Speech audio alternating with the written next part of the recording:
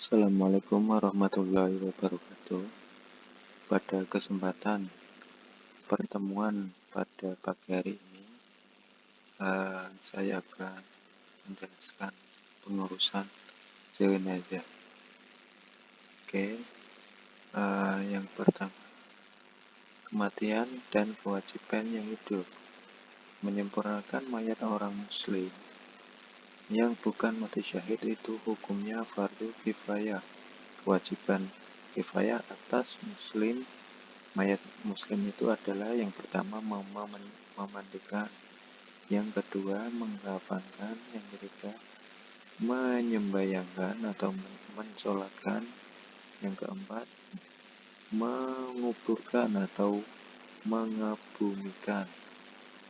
Yang terakhir adalah jika mayat itu meninggalkan hutang, maka wajib bagi keluarga si mayat untuk membayarkannya, baik itu uang emas, perak, maupun hutang kepada Allah, yaitu hutang puasa, hutang zakat, dan lain sebagainya.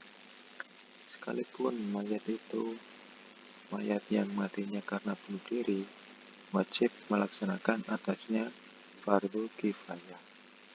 Apabila telah yakin mayat orang itu mati, maka hendaklah disempurnakan semua perkara itu dengan segera.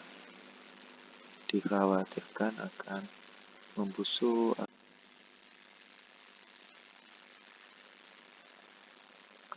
Membayarkan hutang si mayat. Yang pertama adalah membayar hutang kepada manusia.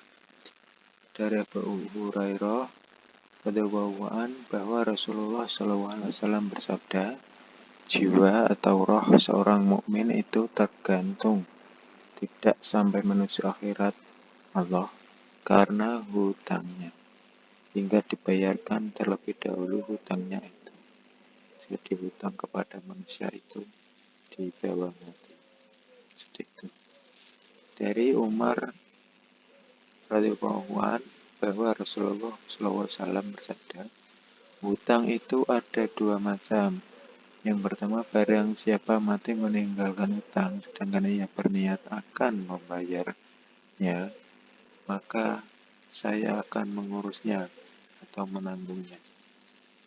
Maksudnya menanggungnya dan mengurusnya itu adalah hutangnya itu diurus, disaru hutang, dibayarkan seperti itu. Dan yang kedua, barang siapa yang mati meninggalkan hutang, sedangkan ia atau si mayat itu tidak berniat untuk membayarnya, maka pembayarannya akan diambil dari pahalanya yang baik yang ketika hidup. Karena di waktu itu pada hari kiamat tidak ada emas dan perak. Jadi tidak ternilai pada uang, perak, emas, dan lain sebagainya. Makanya diambil dari pahala dari hutang-hutang itu. Misalkan dari zakatnya itu pahalanya seberapa itu diambilkan untuk membayar hutang itu. Contohnya seperti itu. Yang kedua, membayar hutang kepada Allah. Dari Aisyah bersabda, Rasulullah SAW Dari Aisyah berkata, Rasulullah SAW bersabda, barang siapa yang meninggalkan dunia dan ia mempunyai tanggungan puasa, maka walinya harus wajib berpuasa untuk membayar tanggungannya. Jadi itu walinya si mayit, misalkan anaknya itu yang meninggal, bapaknya atau wali perwakilannya itu wajib untuk membayarnya, wajib untuk berpuasa. Misalkan si suami yang meninggal dan dia masih punya tanggungan puasa di masa hidupnya, maka diwajibkan untuk membayarnya dan walinya sendiri bisa dari anak, bisa dari istrinya tersebut. Dari Ibnu Abbas bahwa seorang perempuan datang kepada Rasulullah SAW dan berkata, sesungguhnya ibuku telah meninggal dunia dan ia mempunyai tanggungan puasa sebulan. Beliau berkata, apa pendapatmu jika ibu mempunyai hutang? Dan lain sebagainya.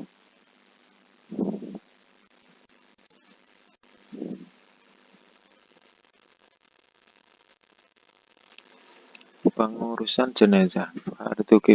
Hukumnya fardu kifayah dalam pengurusan jenazah ini meliputi yang pertama memandikan si mayat, mengkafankan si mayat, mensolatkan jenazah tersebut. Yang terakhir adalah mengubur si mayat atau jenazah.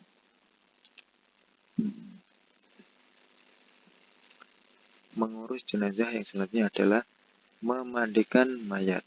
Syarat-syarat mayat yang dimandikan adalah mayat orang Islam. Mayat itu bukan dari mati syahid. Mayat itu atau tidak sedang berperang di jalan Allah. Mayat itu masih ada tubuhnya meskipun sedikit atau sepotong. Jadi mayat orang muslim, terus mayatnya itu tidak sedang berperang di jalan Allah, karena zaman sekarang itu sudah berperang di jalan Allah itu sudah mustahil berarti. Sudah tidak ada. Jadi tidak termasuk kepada mati syahid. Mayat itu masih ada tubuhnya meskipun sepotong. Misalkan tubuhnya dimutilasi, ada bom, terus misalkan ada digigit hewan buas, meninggalkan potongan tubuhnya, misalkan kaki atau tangan, itu kita merawatnya disolatkan, dimandikan, dikafankan sebagaimana muslim yang masih utuh seperti itu. Sekurang-kurangnya mandi mayat itu adalah diratakan air sekali pada seluruh badannya setelah dibersihkan najisnya hingga pada bagian fajas dan yang zahir waktu duduk, mencingkung atau menggangkang pada wanita, dan hingga ke bagian pelepas zakar jika zakar itu celik atau terlindung bagi jenazah laki-laki. Memandingkan mayat sudahlah cukup seperti halnya kita mandi dengan cara membasuh tubuh mayat itu memakai sabun hingga daging dan kotorannya hilang. Jika kita sanggup lebih baik, lebih bersih, maka itu lebih baik, misalnya dengan menggosok giginya dan lain sebagainya. Mayat hendaklah dimandikan dengan memulainya dari arah kanan dan diawalkan dari anggota tubuhnya. Jadi dimulai dari anggota tubuh yang seperti kita sedang wudhu, misalkan dari muka dulu, terus tangan kanan, tangan kiri, dan seterusnya. Memandikan jenazah. Sifat yang mesti ada pada seseorang yang hendak mengurus jenazah adalah yang pertama harus berani. Berani karena tidak semua orang itu berani untuk mengurus jenazah, apalagi untuk memandikannya. Jadi yang selanjutnya adalah sabar. Yang selanjutnya adalah amanah dan mempunyai kemahiran dalam dan ilmu yang cukup ketika memandikan jenazah tersebut. Orang yang hendak memandikan jenazah adalah suami atau istri, muhrimnya si mayat, keluarga, orang yang diamanahkan atau bertugas sebagai tukang memandikan mayat. Jadi misalkan pengurus masjid itu menunjuk seseorang untuk memandikan, ya jadi orang itu boleh untuk memandikan jenazah siapapun. Misalkan laki-laki jenazah memandikan jenazah laki-laki. Misalkan orang yang mengurus mayat itu perempuan, jadi dia boleh untuk mengurus mayat perempuan. Tempat memandikan mayat. Tempatnya adalah di ruangan tertutup atau bilik. Jadi harus ada ruangan tertutup agar orang lain itu tidak bisa melihatnya. Kalau di tempat yang terbuka bisa ditutup melalui kain yang lebar atau papan-papan sehingga orang lain tidak bisa melihatnya. Di atas ditempatkan di tempat yang tinggi agar tidak terkena air yang kotor dan najis. Jadi itu ditempatkan kalau biasanya itu ditaruh di dipan, kalau orang Jawa itu di dipan, biar airnya itu mengalir, kotorannya juga mengalir jatuh ke bawah. Peralatan-peralatan mandi. Ya, mandi. Peralatannya adalah mandi dan kafan. Kain putih, kapas, papan alas mandi, sabun, akar sintuk kalau ada, serbuk cendana kalau ada, minyak atar kalau ada, air mawar kalau ada, tikar, gunting, kapur barus, dan lain sebagainya. Cara memandikannya. Letakkan mayat di tempat mandi yang disediakan, yaitu yang tempat tinggi seperti itu tadi. Tutup seluruh tubuhnya mayat kecuali muka. Seluruh bilal atau tukang mandi adalah memakai sarung tangan biar tidak terkena, biar najisnya itu mudah dihilangkan dari tangan. Seperti menyediakan air sabun, menyediakan air harus beserta akar sintuk kalau ada. Istinjakan mayat terlebih dahulu. Jadi istinja itu cebok, kalau bahasa anak kecilnya itu cebok. Angkat sedikit bagian kepalanya sehingga paras dadanya. Mengeluarkan kotoran dalam perutnya dengan cara menekan atau memijit-mijit perutnya secara perlahan-lahan dan berhati-hati. Basuh dengan menggunakan sarung tangan agar tidak tersentuh auratnya dan kotorannya hilang. Siram dan basuh dengan air sabun saja. Kemudian gosokkan gigi, lubang hidung, lubang telinga, celah ketiaknya, celah jari tangan dan kakinya, dan rambut. Dengan hati-hati ya, dengan catatan. Selepas itu, siram atau basuh seluruh anggota mayat dengan air sabun juga. Kemudian bilas dengan air bersih seluruh anggota mayat sambil berniat untuk memandikan mayat tersebut karena Allah Ta'ala. Niat saja sudah cukup tanpa dilafal.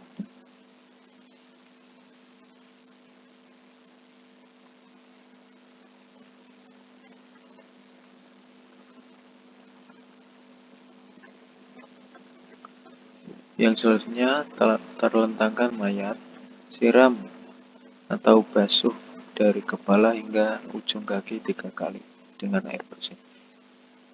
Jadi terlentangkan, disiram pakai air secara 3 kali dari ujung kepala sampai ujung kaki. Siram dulu sebelah kanan 3 kali, dilanjut sebelah kiri 3 kali, hingga total semuanya 9 kali. Memiringkan mayat ke kiri, basuh bagian lambung kanan, memiringkan mayat ke kanan, basuh bagian lambung sebelah kiri pula. Terlentangkan semula mayat, ulangi menyiram seperti menyiram sebelah kanan, sebelah kiri, seperti itu, hingga 17 kali. Siram dengan air kapur barus. Nah, setelah pakai air bersih, disiram dengan air kapur barus. Wudhunya mayat dengan niat untuk mayat itu karena Allah Ta'ala disiram dengan air 9 kali. Jadi setelah dimandikan, dibersihkan kotorannya yang dari kanan, kemudian bagian kiri seperti itu. Langkah yang selanjutnya adalah diwudukan. Diwudukan dengan niat mewudukan mayat itu karena Allah Ta'ala. Setelah dimandikan, dan diwudukan dengan baik dan sempurna, hendaklah dilap menggunakan handuk pada seluruh badan mayat, jadi dikeringkan. Terus dipakaikan cawat bagian kemaluan mayat dengan cawat yang telah disediakan.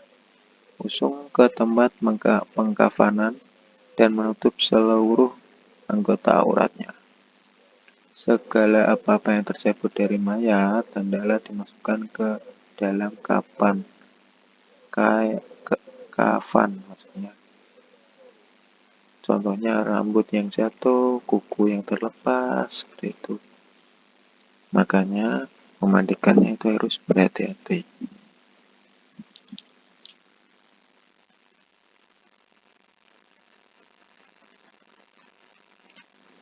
Selanjutnya adalah mengkafankan mayat. Sekurang-kurangnya kafan itu ialah selapis kain yang menutup seluruh badannya, tidak ditentukan wajib kain kaji, melainkan dapat pula selimut atau baju dan jubah. Tetapi masyarakat kita afdalnya itu pakai kain mori, kain putih. Nah, untuk mayat lelaki sebanyak 3 lapis kain putih, boleh ditambah dengan sehelai baju dan serta. Yang selanjutnya untuk mayat wanita, lapisan kainnya itu 5 lapis, yang terdiri dari 2 lapis kain kafan, 1 lapis kain nipis antara pusar dan lutut, 1 lapis kain baju, 1 lapis telengkung atau kerudung.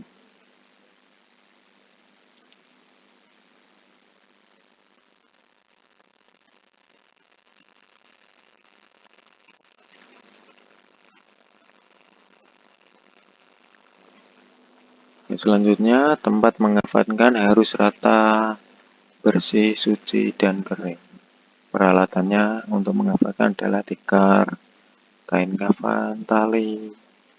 Tali yang dimaksud adalah dari potongan kain yang dijahit. Kapas, serbuk cendana kalau ada, serbuk kapur barus, minyak atar kalau ada. Nah, ini adalah gambar cara membuat jubah mayat. Sifatnya adalah tidak wajib, hanya jika diinginkan untuk mempermudah adalah seperti gambar ini. Jadi di tengah-tengahnya itu dilubangi untuk kepalanya, dan di ujung kanan dan kiri ini untuk kaki. Wah, maksudnya di sini untuk kakinya.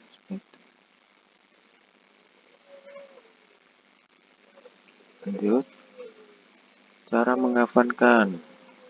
Bendangkan tikar, susun tali pengikat 3 atau 5 utas di atas tikar tersebut, susun kain di atas, taburkan rencis wangi-wangian pada setiap kain kafan, sediakan kapas yang telah dicampur dengan wangi-wangian dan kain cendana. Angkat mayat dan baringkan di atas kain kafan. Tutupkan kapas tersebut pada bagian muka, telinga, buah dada, dan kemaluan, siku, dan tumit. Jadi langkahnya itu gelar tikar, terus susun tali pengikat yang tidak dijahit itu sebanyak 3 atau 5. Terus susun kain kafan di atas tali pengikat tersebut. Terus taburkan wangi-wangian dari setiap lapisnya. Untuk laki-laki 3 lapis, jadi 1 lapis kain, 1 lapis wangi-wangian, 2 lapis kain, 2 lapis wangi-wangian, seperti itu. Terus kapas dan lain sebagainya. Yang selanjutnya angkat mayat dan baringkan di atas kain kafan. Tutup bungkusan kain kafan ke atas, lalu ikat dengan tali pengikat. Memakai simbol hidup biar di sebelah kiri. Itu biar mudah dibuka nanti waktu di proses penguburan. Sebelum menutup bagian kepala, dibenarkan kepada waris untuk melihat atau mencium. Jadi sebelum diikat kepalanya itu, bagian mukanya itu dibuka dulu untuk dilihatkan kepada ahli waris, entah itu anaknya, istri atau suami, uh, orang tuanya, seperti itu, untuk mencium dan melihat atau sekedar melihat si mayat. Percikan air mawar dengan wangi-wanginya, angkat dan letakkan di tempat sholat. Jadi mayat itu setelah ditutup udah rapi, terus dikasih minyak wangi-wanginya, kemudian dibawa ke tempat penyolatan seperti kayak biasa sholat. Yang selanjutnya adalah sholat jenazah. Dalam mengerjakan sholat jenazah harus dikerjakan secara berjamaah karena pengurus jenazah adalah fardu kifayah, artinya wajib bagi orang-orang yang mukallaf, yang sudah balik untuk mengerjakannya meskipun hanya beberapa orang saja. Dan jika tidak dikerjakan, maka seluruh penduduk sekitar si mayat akan mendapat dosa. Salat jenazah dijadikan 3 saf atau 3 barisan, sekurang-kurangnya 2 orang dalam setiap satu saf. Bagi orang perempuan boleh mengikuti jamaah bersama dengan laki-laki atau boleh mendirikan sholat di atas jenazah setelah disolatkan orang laki-laki. Artinya boleh bercampur antara laki dan perempuan dengan catatan dipisah laki-laki dan perempuan. Tapi sholatnya dalam satu waktu. Atau boleh juga perempuan itu sholatnya setelah sholat laki-laki. Tentang tempat untuk mengerjakan sholat jenazah, boleh di dalam masjid, surau, atau kalau bahasa Jawanya itu langgar atau musola, atau tempat lain yang memungkinkan sholat jenazah dengan syarat tempatnya itu luas, bersih, dan suci. Nah, rukun sholat jenazah yang pertama adalah niat, terus 4 kali takbir termasuk takbiratul ihram. Takbir pertama membaca Fatihah, takbir kedua membaca sholawat ke atas Nabi, takbir ketiga membaca doa, takbir keempat membaca salam. Terima kasih pada pertemuan kali ini. Kita lanjut pertemuan ke depan saja. Kalau ada yang mau ditanyakan silahkan, nanti saya jawab. Tapi untuk pertemuan kali ini saya akhiri. Assalamualaikum warahmatullahi wabarakatuh.